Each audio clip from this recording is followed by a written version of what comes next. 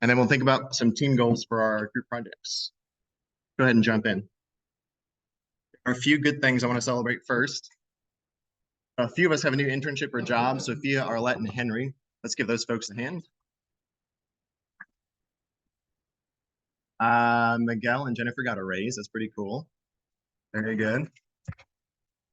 Is Miguel here today? All right, well, congrats. All right, Sydney saw Hozier Tuesday night. How was that, Sydney? Was it good? Sweet. All right, that sounds fun. Amari, nice job on the exam. Delac, is she here? Do y'all know what New Year was Tuesday? I didn't know there was a New Year on Tuesday.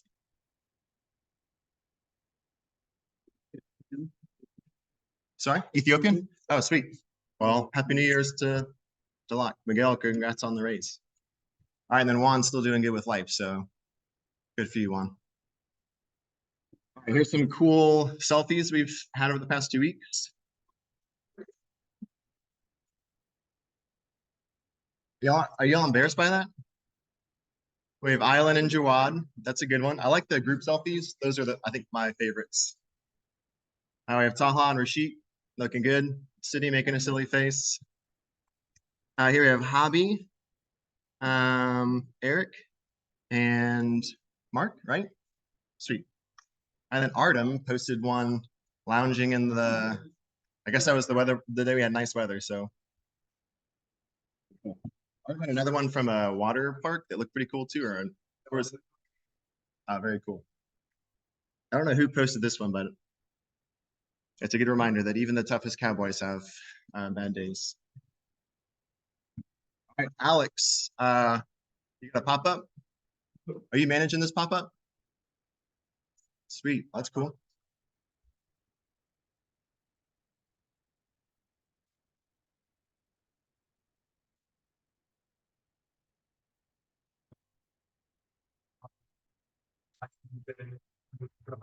Nice. You have to be 21 to get in? You have to be 21 to get in?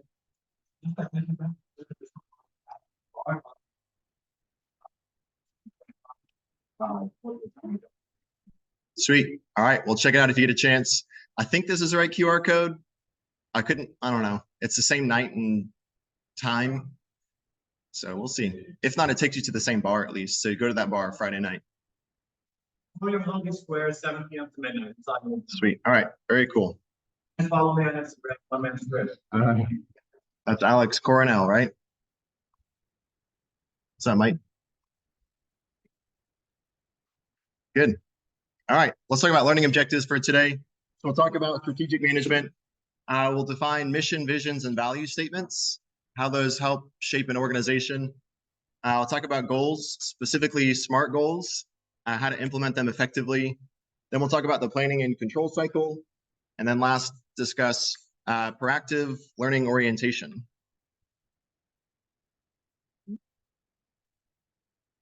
Keep going. So first up, planning and strategy. Why are they important? First term we want to know is strategic management.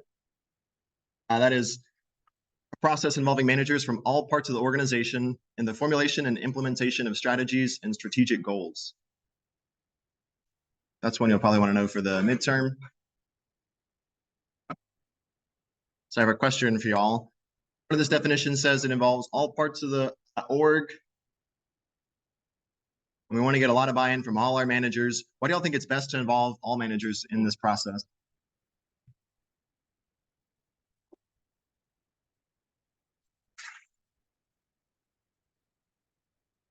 Why would it be beneficial to involve all of our managers in planning? You have an answer? Amari? Yeah, I like that. That's one good reason. There's no disconnect. Everyone's on, they know what's going on. There's no miscommunication.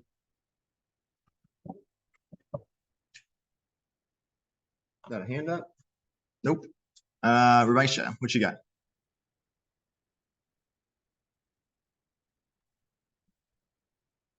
Yeah, it's very efficient. By the way, did you get an internship offer on Tuesday? No. All right, very cool. Awesome. All right, so it's very efficient to get everyone in the same spot. One thing we haven't mentioned yet is if we have all the managers involved, different perspectives. So if I have management from HR and management from R&D, research and development, maybe they can collaborate and with their unique perspectives come up with something we hadn't considered yet. Something else is that if we get everyone involved in this process, they're more likely to buy into the process. So if I say, all right, y'all are all invited, why don't you give me some thoughts on our strategic plan? And you have a say in the process. Just by being a participant, you're more likely to buy into what we decide as a group. So it's super advantageous to get everybody involved. All right, keep going. Let's talk about the process for strategic management. We'll think of it as a 5-step process, but in reality, it's more simple than that. Let's walk through the 5 steps first, and then we'll talk about it more simply. So step 1, establish our mission, visions, and values. We're going to talk about how to establish those next. Then we'll assess the current reality. So where is this organization at currently? What are our strengths and weaknesses? Then we'll formulate a strategy for moving forward. There are strategic, tactical, and operational plans and goals. And we'll talk about the differences, and then we'll sort of neglect the differences and just think about broadly, what do these things help us do? They help us make plans for the organization. Once we formulate our plans, then we'll implement the strategy. And the thing that we sometimes neglect is maintain control during the implementation. So sometimes we say we got a good plan in place. We're real proud of ourselves. Good job, y'all all bought into this process. And then we say, good luck. Let's hope it works. And we forget to check up on if the plan worked. Have you all ever gotten feedback from a manager and at the end of the year, they're like, all right, I want you to improve on this, but then they never follow up on it? You're saying, no, you never had that? You have some good managers then. I think some of y'all said yes. So sometimes managers will give us feedback and then they'll not follow up. And then that kind of signals to us that it wasn't important in the first place if they're not going to follow up on it. But it also makes it less likely for long-term success if we don't have those kind of guardrails to make sure we're staying on track. All right, so this is our 5-step plan. In general, you can think of this as we have this vision for where we want to be. Then we check how far off are we, and then we make progress towards closing that discrepancy from where we are to where we want to be. That's all strategic management is about. All right, so let's break down the steps. We'll talk about each of these. So the things that we can gain from good strategic management, I kind of mentioned the first one already. If we do this well, we give ourselves some direction and momentum for where we want to be. That's usually in relation to where we are now. And if there's a big difference between where we are and where we want to be, we've got a long way to go. So a plan is going to help us get there. It also gives us momentum. If we're discouraged, we can look to our plan to give us some guidance. It can help us come up with new ideas. And then probably the most important, kind of the big objective of doing good planning is to have a sustainable competitive advantage. That's the goal of any organization. If you have a sustainable competitive advantage, you're going to continue to stay in business. We've already defined this before, competitive advantage, and it's on the next slide. But do y'all remember what that meant? Or if you don't, what do you get? Connor?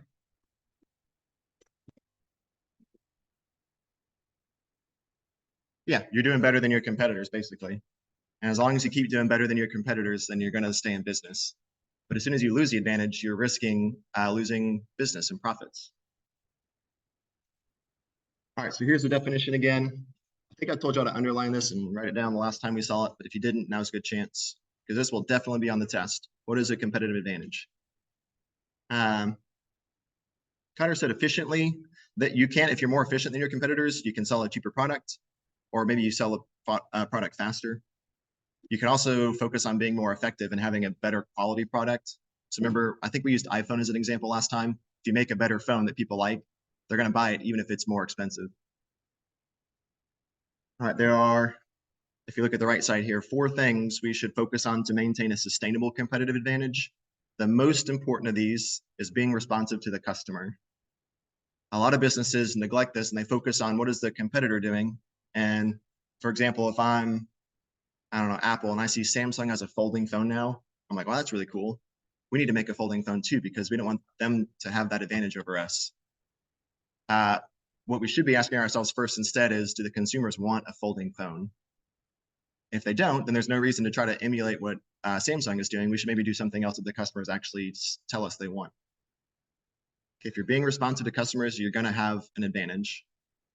The other three are very important as well. So being innovative, coming up with creative ideas to solve issues that consumers are facing, having a quality product, and being effective with what you do. All right. If I ask you a test question that says, what's the most important thing to maintain a competitive advantage? What do y'all think is going to be in that answer?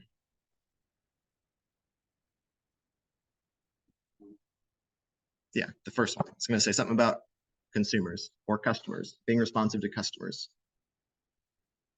All right, so let's talk about building a good plan. So the parts of our plan, we'll start with our mission, vision, and value statements, and then we'll think about different ways we can label planning, but I want to de-emphasize those labels. We'll think in broad strokes here.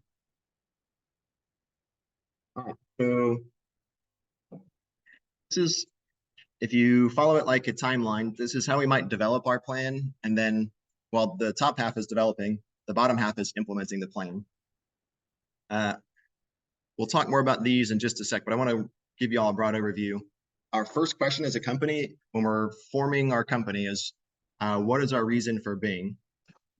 So what's going to be kind of the defining factor of our business? What do we want to be known for? That leads to our vision statement. So what do we want to become someday? That's more future oriented in terms of where do we see ourselves in the next 5 to 10 years as a successful organization? And then the last part of this stage is forming our values. So these might be like one sentence statements. We value fair trade, or we value equitable hiring practices, or we value equity for all citizens, regardless of factors. Okay, so these are basically what are the things that we hold important that'll guide our actions if we face a moral dilemma. All right, once we have these things, that helps us understand what we are as an organization and gives us some definition. The challenging part after that is we have to make sure that all of our business practices align with our mission, vision, and values. A lot of organizations, they'll make a pretty website that says, here's our mission, here's our values, here's what we stand for. And they make some great marketing campaigns. But then if you look at what they're actually doing in practice, they're doing sometimes some unethical things or things that don't align with their values. Can you all think of any examples of organizations that claim to be ethical, but they're also in the news for doing things that aren't ethical?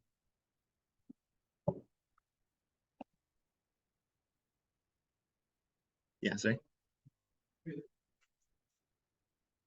What companies? Yeah. So they're doing what is the unethical stuff or the bad stuff they're doing?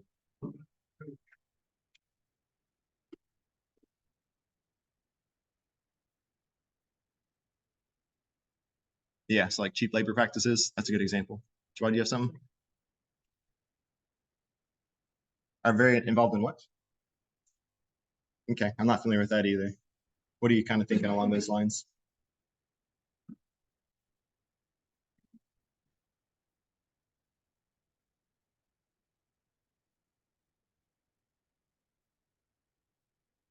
Yeah, gotcha. Yeah, I never heard of that. That's interesting. Artem? That's a good example. Yeah. Yeah, that's a good example too. One that I was thinking of was Amazon. I've saw some TikToks or reels lately about them saying like, we advocate for education for our employees. We're a great place to work. But then if you look at the news, a lot of their unionized employees are very upset with how they run their factories. So it's like Amazon claims to be a good employer, but the employees are saying something different. So all that to say, if we're the CEO of our company, we want to make sure that if we value certain things, and if we say this is our mission and vision, that the organization does those things. The process for ensuring that are these 3 steps here. So we'll break these down in a little bit, but in general, these are the 3 parts of our implementation of the plan. So the CEOs do the strategic planning, this broad level. Here's how we're going to guide this company. And then that cascades down through the organization. And cascade is a key term for the midterm. We'll define it later on, but essentially we want to make sure that things trickle down throughout the organization. All right, let's come back to those later on. Let's talk about what it means to have a good mission and vision statement. All right, so mission statement should include at least these two things. So clear definition of purpose and clear and realistic objectives. A vision statement should include clarity, future focus, challenge, and idealism. These four things, if we do them really well, make it influential for our employees. They want to buy into our good vision. If our vision sucks, it's not going to motivate people to do things.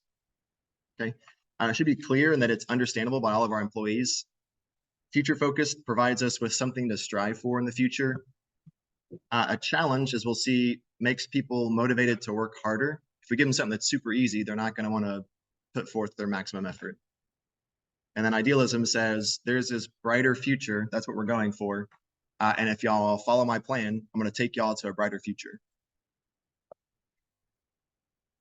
One example of bad leadership we'll discuss probably more later in the semester is of Nazi Germany. If you want to debate what's good leadership, some people might say Adolf Hitler was an effective leader because he rallied millions of German citizens to do things that were terrible, but he was very effective in his influence. If you think about the vision, if he's able to say, all right, Germany as a nation, we're in a bad spot. We lost World War I. We're in an economic depression. Y'all's life is miserable right now, but it's not your fault. It's these people's fault. If we get rid of them, then things will be better. That's a really, there were terrible outcomes, but it was such a compelling vision that it made all German citizens buy into doing things that they would never otherwise consider doing. Okay. I think that is a depressing but effective example of a good vision. Obviously, if we're a leader, we want to make sure that our vision is also ethical. All right. Let's talk about these three different stages of implementation of our planning. So some broad strokes, I want to walk away from this. I don't want to read through this slide word by word, but some broad ideas are that these different forms of planning are long-term to short-term, and they're done from top management to bottom management. So top management is more responsible for the long-term planning and implementation.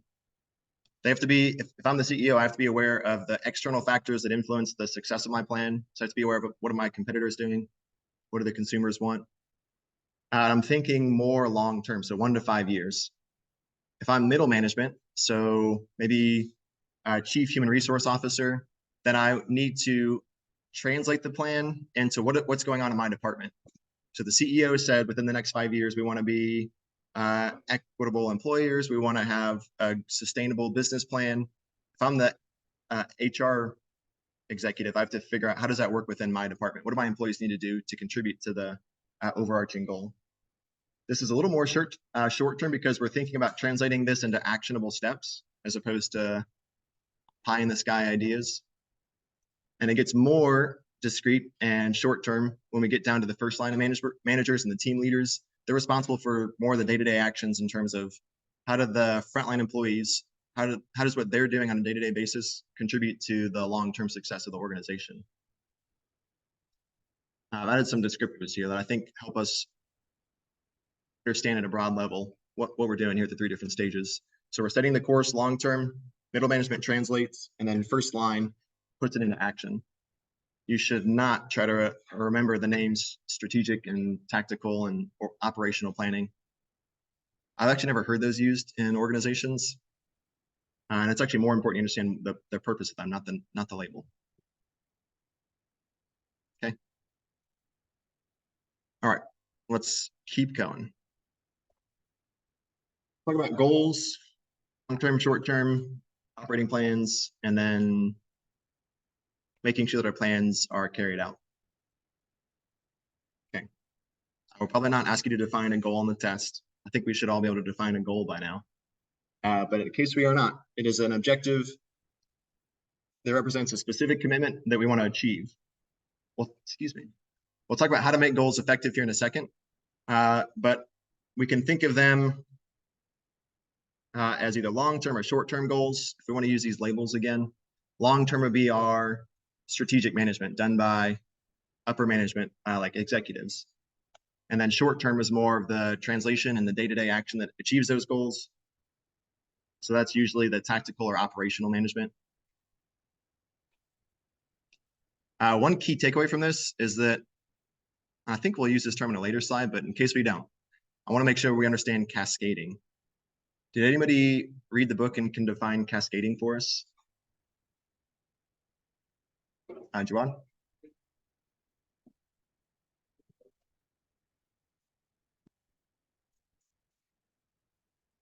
Yeah, you're on the right track. Yeah. Basically, our goals all are linked and they trickle down. How do y'all think we achieve that? Any ideas?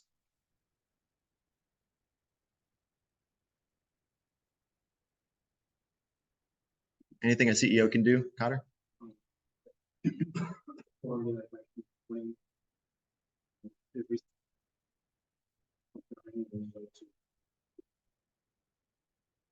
Yeah, controlling is one thing. Just keep an eye on things and making sure it's going as planned. Something else we'll talk about later is communicating that plan, because communication will help things cascade more smoothly. If people know what's going on, they're more likely to let that plan trickle down. All right. More labels here. Operating plan and action plan. Again, I've not heard these terms used in organizations.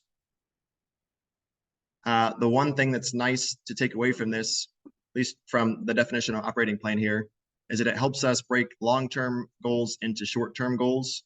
So it makes things more digestible if we can show how the day-to-day feeds into the more broad goals.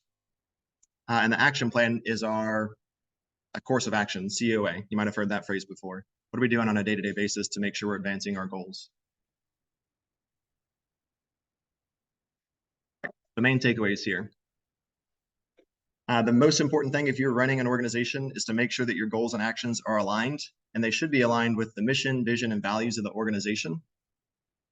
If you're not sure why we're doing something, then it's okay to ask, hey, why are we doing this? There are a lot of business practices that are holdovers or relics. People will say, we've always done it this way, so let's just keep doing it that way because it's safe. When the reality is, if someone asks, hey, does this actually serve a purpose? Does it help us advance our goals? Sometimes you would understand, no, this is a waste of time, or we could be doing this better. And then last, if you're confused about where you need to be going as an organization, or if you've lost sight of your plan, then look back to your mission and vision statements to help you understand how to get back on track. Cool. All right, any questions so far? All right, so last thing here about hands. This ties back into what we said earlier, that if you have a great plan, but you don't follow up with it, like Cotter saying, if you don't use control to make sure that the plan is being followed closely, then very likely to be a huge waste of time. What we'll talk about next is making our plans SMART. So we'll learn the acronym SMART, and that's a way to help us make sure that plans stay on track. If we, I don't want to use the word plan. If we build our plan correctly, then it's more likely to be followed. So we'll talk about how to do that next. All right, we will define SMART goals, management by objectives, cascading goals. We will get to cascading, and the importance of deadlines. All right, so here are two examples. One goal is SMART, one goal is not SMART. As we'll see, SMART is an acronym, which we'll define in just a second. If you don't know the acronym, you could probably still see why one of these goals is better than the other. Well, why would y'all say the goal on the left is better than the goal on the right? Yeah, Jennifer? Yeah. Yes. Yeah. So vagueness versus specificity. If we're vague, our goal is much less likely to be attained. Have y'all ever set a New Year's resolution of losing weight? Yeah. Or like, I want to exercise more. And that's where you leave it. Like, hey, I'm going to lose weight this year. And then you don't lose weight because it's not very specific. When we build a SMART goal, we'll give it some adjectives, some descriptors that make it more likely that we'll follow through. And primarily it's by making it more specific. In addition to specificity, there's 4 other traits we want our goal to have. This we should know. I think this looks different than it is in the book. I think R is, yeah, results oriented, and T is like time bound or target date. Yeah, okay. Well, this is how I was taught it, and this is how most people in businesses spell out SMART. They all mean the same thing. Results bound and relevant are equivalent, so is target date and timely. All right, so for making our goal, we talked about specificity. So we should have like, all right, if we achieve our goal, what does that look like? I think it was 15% increase in sales revenue. That's very specific. That's also measurable. So if we make it quantifiable, if we put numbers behind it, then we'll know for sure when we achieve our success. If I say I want to lose 10 pounds, then I'll know when I'm successful. But if I just say I want to lose weight, then there's no measure of success there. Attainable means it's realistic. We want to make goals that are challenging, but also not way too difficult. There's, as we'll see, there's a really fine line between maximizing the challenge, but not over challenging your staff or yourself. Because once it's too difficult, we're just going to give up. Okay, it should be relevant to the organization's vision. So it should advance our goals. Same thing as results oriented. Does this SMART goal provide us some benefit? And then last, I want to say most important, but probably they're all very important. Do we have some kind of time component to it? So if we give ourselves a deadline, the deadline's going to make sure that we'll get it done, even if that means we're getting it done last second. If we didn't give deadlines to term papers, a lot of y'all wouldn't get it done. But if I say the deadline's November 15th, then a lot of times on November 14th, you're like, oh crap, the deadline's tomorrow. Let me get this thing done. All right, our goal should have all 5 of these. If you only learn one thing from this chapter, this would be a really good one to learn. Because if you make good goals for yourself and good goals for your organization, it's going to help you a lot. I mentioned there's this fine line between difficult and impossible. This looks different than the chart in the book. I didn't like the one in the book. With this one, I think it does a better job at emphasizing that as difficulty increases, even as it enters into the difficult realm, people will try harder to achieve the goal. They'll keep working harder right up until you reach the point where they think it's impossible. Okay, so there are a number of reasons why people might think it's impossible, but maybe they don't have the resources or the competence. Maybe the goal is just unfeasible to begin with. All right, so first question, why do you think difficulty leads to more performance? Sydney? Yeah, that's exactly it. If we can feel a sense of accomplishment for achieving our goals, that makes us feel good. There's one theory, it's really popular in social sciences, and it's been a while since we talked about theories, but it's called self-determination theory. And it says that if you're able to be competent in what you do, like if you're good at your job or even just good at your hobby, you're going to feel better about yourself. And that's actually very, well, it's a very popular theory, and it's also very well supported. So if we give people goals that they think, all right, if I achieve this, man, that's going to feel so good, then they're going to work harder. Second question is if so we notice people are starting to get discouraged by difficult goals, what are some ways y'all think a good leader can keep them engaged? Yeah, good one. Cyrus, what do you got?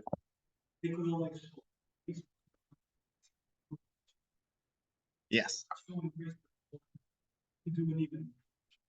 Yes. Yep. That's a very good point. So showing praise for when they do well, that actually really closely is aligned with giving incentives. When we think about power, we'll talk about power, I think in chapter 12, social power. One of the 5 ways we can influence people is by giving them rewards. And I'm actually forgetting what the word you said exactly. Positive feedback. What was the word you said? Yeah, encouragement. Yeah, motivation. If you give people encouragement or motivation, that's a reward. You give them incentives like a bonus. Hey, you get this done, you get a bonus. That's a reward. Some other ways we can motivate people aside from giving them things that they want is give them support. And saying like, hey, I know this is a difficult task. I think you can do it, and I'm here for you if you need help. There's a lot of research on supportive leadership that shows that if you just tell people you're there for them, that will make them more confident that they can be successful. All right, then you have to actually be there if they ask for help, though. Don't just say it and then leave them hanging. All right, let's talk about management by objectives. This is a 4-step process. This one's actually very popular. At least it was in the 80s and 90s. It's kind of become less popular, but I bet you some of your bosses some of your management teams will still use this approach.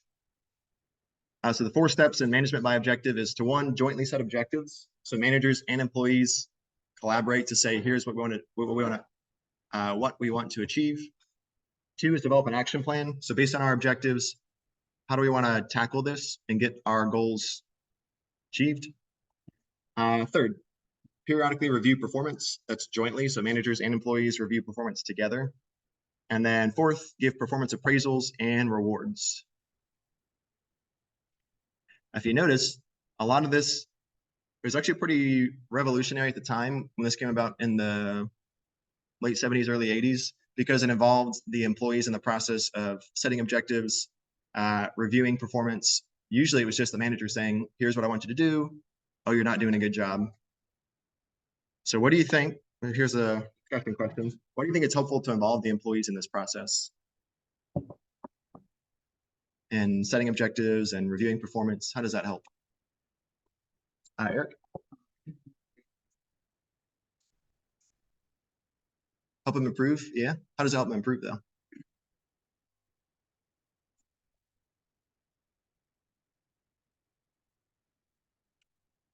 Yeah, it might make the feedback more effective. Any other thoughts, Cutter? Sense of belonging. Yeah, like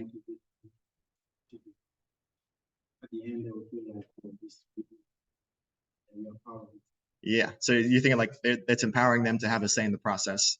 Yeah, that's exactly right. That's the biggest reason is that if we say, all right, you have a say in this, what do you want your goals to be? And how do you think you've done so far? Then they're much more likely to take it seriously and also be a more active participant. Even if you're giving someone feedback, which is, in my experience, one of the hardest things to do as a manager, if you have hard feedback to give, you should always start with like, hey, how do you think things have gone? Hey, how do you think the last 6 months went with your performance? And then listen to them. Maybe they have some insights, and then you can still give your harsh feedback afterwards if you really need to. But just by letting them have a say, that helps a lot. All right. So let's talk a little bit more about cascading real briefly. The most important thing for goals to be successful from the top to the bottom are that there's buy-in from top and middle management. You'll see this pretty commonly where the CEO says, I want to do this. And then middle management says, we don't really want to do that. We think about like Elon Musk saying, Twitter's going to do this next, or X, we're going to do this next. And then the rest of Twitter is saying like, ooh, we don't know about that. If the top and middle management aren't in sync, then the goals are not going to translate and trickle down the organization. Sometimes that just means middle management is disrupting your plans intentionally. Goals must be applied organization-wide. And this key phrase we keep saying, they must cascade. So they should be vertically linked from the top of the chain down to the frontline employees. All right, let's keep going. Let's talk about deadlines. Okay, so deadlines can help you concentrate. They help you ignore the things that are not important in favor of what is most important. They also give you a feedback mechanism for evaluating your own performance. Did I meet my deadline or did I not? The one thing we should caution you not to do is let the deadlines for one project distract you from your strategic vision. I think I might have mentioned this book really early on in the semester. There's a book called The 4 Disciplines of Excellence. Have y'all ever heard of that book? Okay. If you haven't and you want to go into business or management, you should at least pick up the copy and read the first couple pages, because if you can name drop that when you're talking to upper management, they're going to love it. This is probably one of the most popular books in management in organizations. It's not scholarly research, but it's some guy that said, I think this is a good approach to planning. And what he says is that we have these wildly important goals. He calls them WIGs. So wildly important goals. And we shouldn't let the daily whirlwind of tasks distract us from accomplishing our WIGs. So if you think about, like, maybe you have a big project you're working on, but each day you're like, dang, I gotta get this homework done. Like, I gotta work out after that. And then like, ah, crap, I got plans tonight. Also, I'll just do it tomorrow. And then tomorrow comes and it's like, well, dang, I got, something else came up. And then you keep pushing it back and back and back until you reach the deadline. And all of a sudden, like, oh crap, now I need to really buckle down. His suggestion in this book is that every day you set aside time for this, your most important goal, your WIG, so that it doesn't get pushed back continuously. Yeah. It's called 4 Disciplines of Excellence, 4DX. I picked it up because somebody recommended it to me and I probably read 5 pages. But if you read the first chapter, you'll learn about WIGs and then you can reference that in your interviews. I do think it's a cool concept. All right. Let's talk about the planning and control cycle. This is one of many of our processes we're going to learn. This one is a 4-step process. A lot of our processes are 4 steps, and a lot of them are loops, like this one is. So step 1 here, make a plan, carry out the plan, control the plan, and then to loop back in, step 4, either take corrective measures if our plan was unsuccessful, or if it was successful, let's see how we can maximize that for the next go around. I think one of the things I like about this cycle is that it emphasizes the fact that you're going to keep making plans. You're never going to be done making plans. But if you can take feedback from your last go around and apply it to your next go around, then every plan you make is going to get better and better.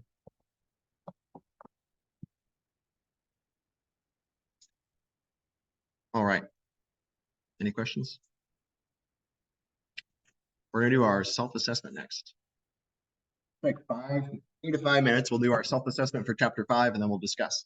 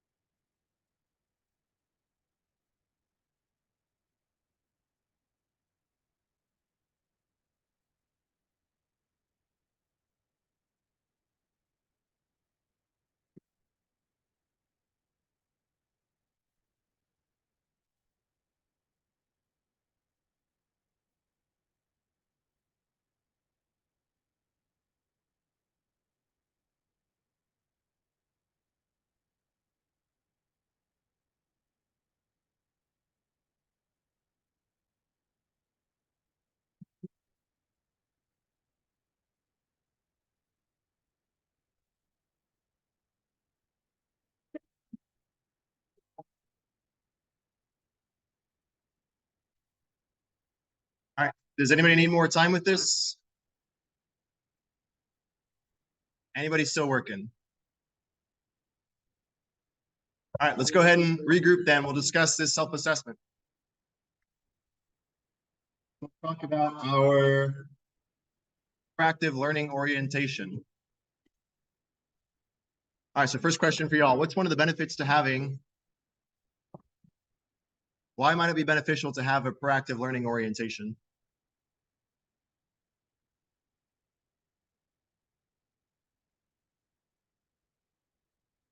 Yeah, see? To learn more, that's true. If you want to learn, that's a good approach to have. Be more proactive about it. How could that benefit you as an employee? Yeah, get better. Jennifer?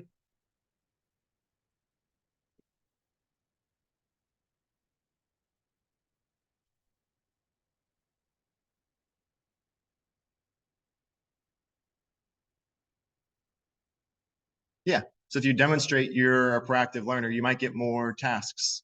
And hopefully that comes with higher pay. Doesn't always come with higher pay. You have to be careful because in some organizations, if you demonstrate competency, you might get more tasks without more pay. So I would encourage you, make sure you're getting what you're worth, but also adopt a proactive learning orientation. Even if you're not shooting for the next promotion, it'll help you get better at your job and feel more competence and have more worth. All right, second question here. Can y'all think of when your proactive learning orientation could be higher or lower in different situations or in different contexts?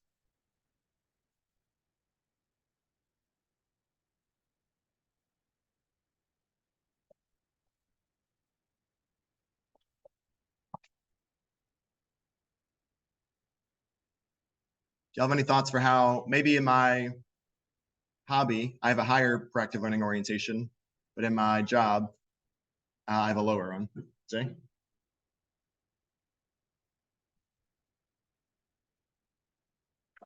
Yeah, comfort's a huge thing. If I don't feel safe, you remember the term psychological safety? If I feel like I'm going to get made fun of for asking questions, I'm just not going to want to try to learn anything. Comfort's pretty big, but also our enjoyment of that task. If my job sucks, let's say what's the most boring job y'all can think of?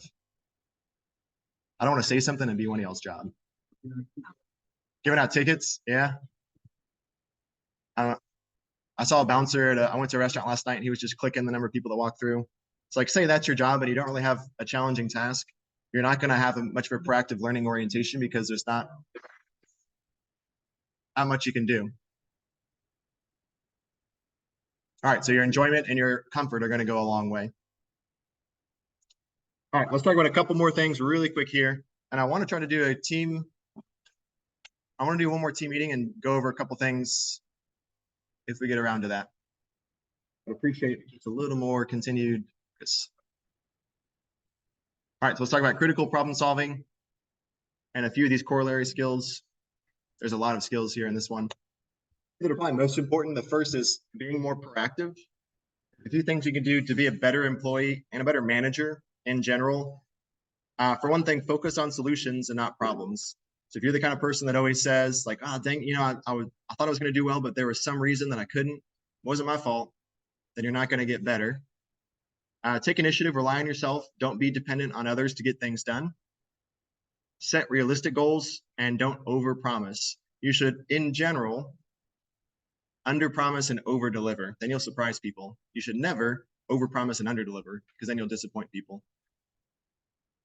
All right, and then last, participate and contribute to personal and professional conversations. If you raise your hand if you think, real quick, raise your hand if you think you're an introvert.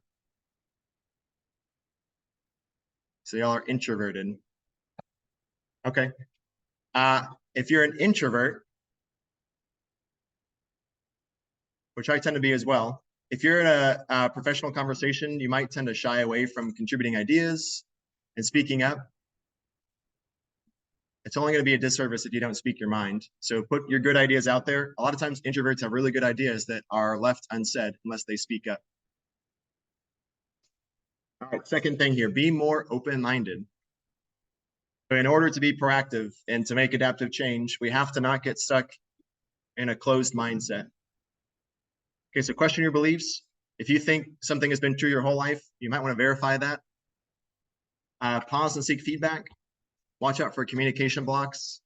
I think chapter, I'm going to guess 10, somewhere in the 10 area. We're going to talk about how to make communication effective and avoid blocks. Last, probably most important, check the accuracy of your past judgments and predictions. So maybe if you think one group of people all act a certain way, why don't you verify that and say, next time if I meet a person from that group, do they act the way I expected them to? And if not, maybe it was an unfound bias. All right, here's what I want to do next. Don't move just yet, please. We're going to do a group meeting, and I want your group to come up with a mission, vision, statement, and also 3 to 5 values, plus a SMART goal for your group. We'll spend about 10 minutes with our group. So let's go ahead and find our groups now.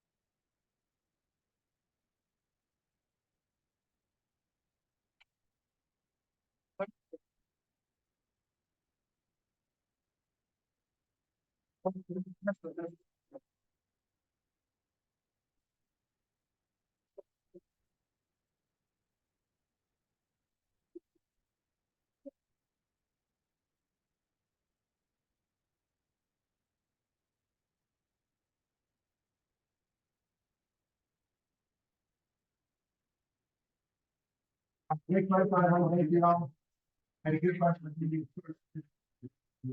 I want y'all to do a mission and vision statement for your group, not your organization. Come up with standard values for your group. And make a SMART goal for your group. All relative to your group. Do it for your company. You can ignore the organization, focus on your group. I know on the list.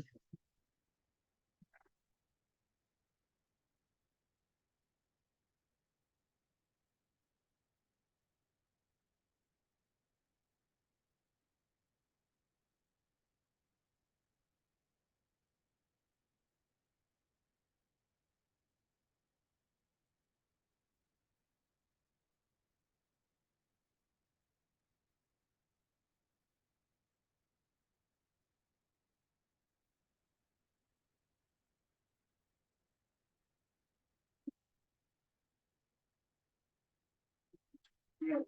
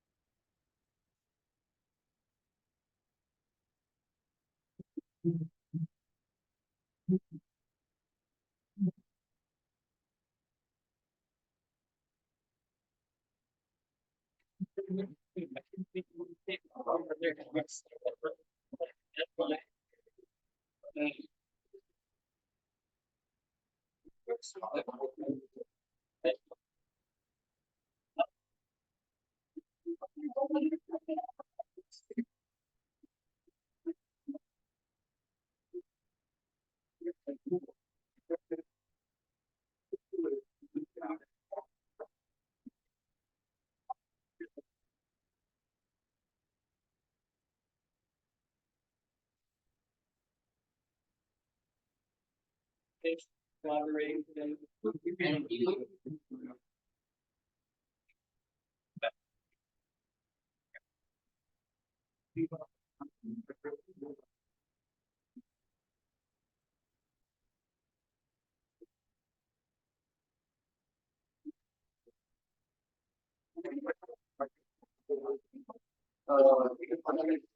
yeah.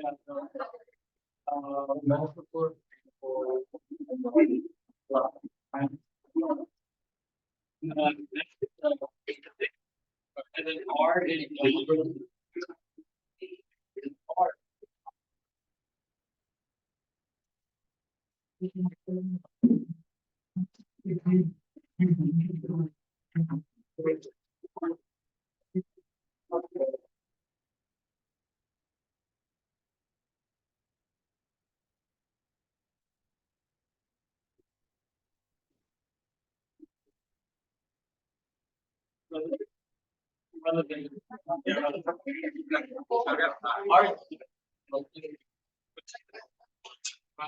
So we could say have a rough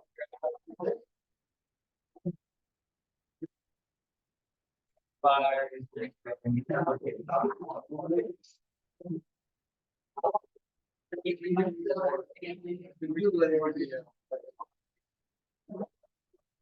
like the third week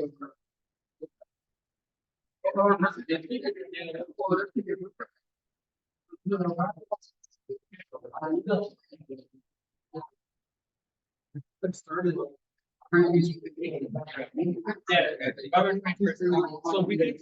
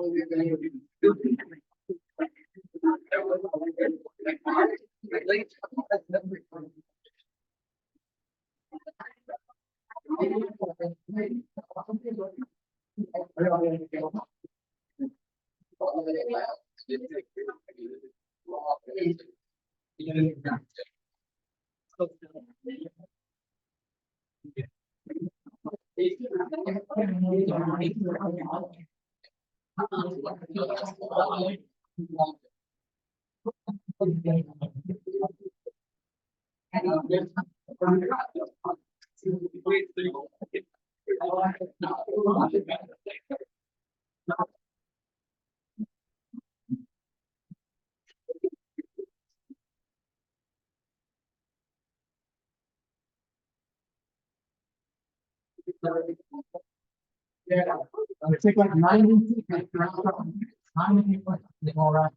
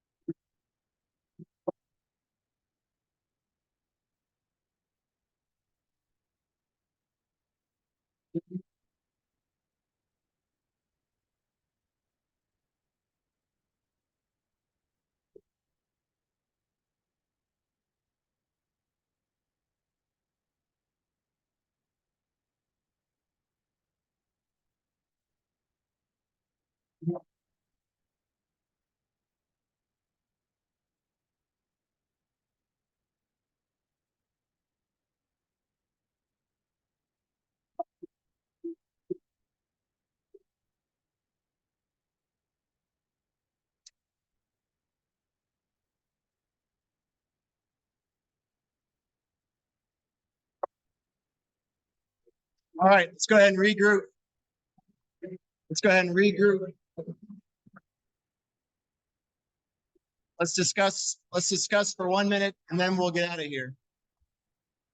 So let's wrap this up. All right, so this is meant to be for your team's benefit. We're not going to do a whole lot of sharing and showing and telling. This is meant to be for y'all's team to understand how we want to work together. What are everyone's values within our team? What are our shared values? We're not going to do a lot of sharing, but I'm curious if there's any team that's really anxious to share their mission or vision statement because they're super proud of it or their goal. I imagine most of them will be to the effect of we want to get an A, we want to do well, we value finishing our work on time. If you have that, that's good. That just because everyone has it doesn't mean it's bad. Yeah, money. Nice to work ahead of the deadline. That's always smart. Work ahead of the deadline. I like that.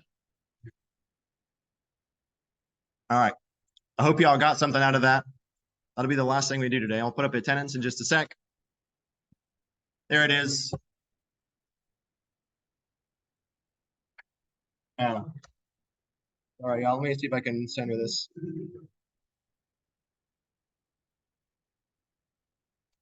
All right, sorry again for being late. It will not happen again. I'll see y'all next Tuesday.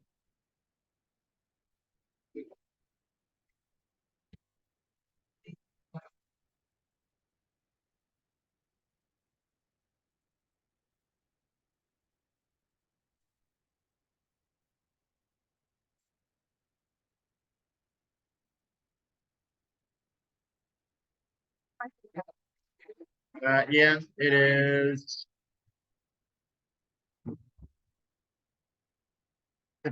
Plan 340 management. Yep.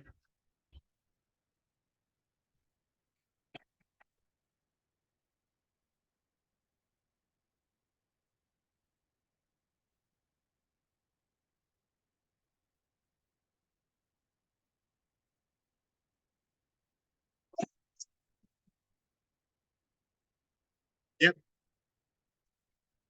I did. I'll make a note. Yeah. If you do, that'll help. Thanks. Enjoy your, are you traveling out of the country? All right, have fun.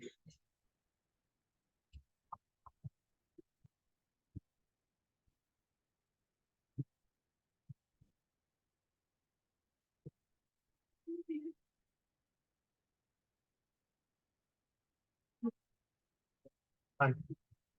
Take care.